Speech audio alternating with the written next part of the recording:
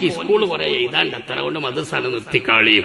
ഞാൻ തീർത്തു പറയുന്നു, അങ്ങനെ മദ്രസ 5 കഴിഞ്ഞപ്പോത്തിന് 7ാം ക്ലാസ് ആയപ്പോത്തിന് അത്രയൊക്കെ മതി എന്നെനിക്ക് മദ്രസ നിർത്തിയിട്ട് നിങ്ങൾ ഭൗതികത്തിന് മുൻഗണന നൽകുകയാണെങ്കിൽ ആ കുട്ടി നിങ്ങൾക്ക് വേദനയായി മാറും, ആ കുട്ടി നിങ്ങൾക്ക് സങ്കടമായി മാറും. ദുനിയാവിൽ തന്നെ ചിലപ്പോൾ അനുഭവിക്കും, ഇല്ലെങ്കിൽ ആഖിറത്തിൽ. ഞാൻ പേടിപ്പിക്കാൻ വേണ്ടി പറയല്ല.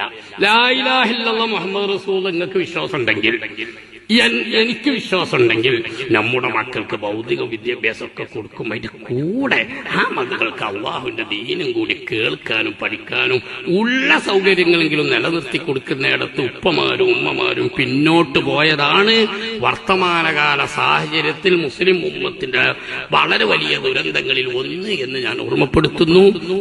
ഇനി SLC ഒക്കെ കഴിഞ്ഞ അല്ലെങ്കിൽ 8ാം ക്ലാസ്സിലേക്കായ മക്കളൊക്കെ നിങ്ങൾക്ക് ഉണ്ടെങ്കിൽ ദുനിയാവും ആഖിറവും ഒന്നിച്ച് പഠിപ്പിക്കാനുള്ള ഒരുപാട് സൗകര്യങ്ങളുണ്ട്.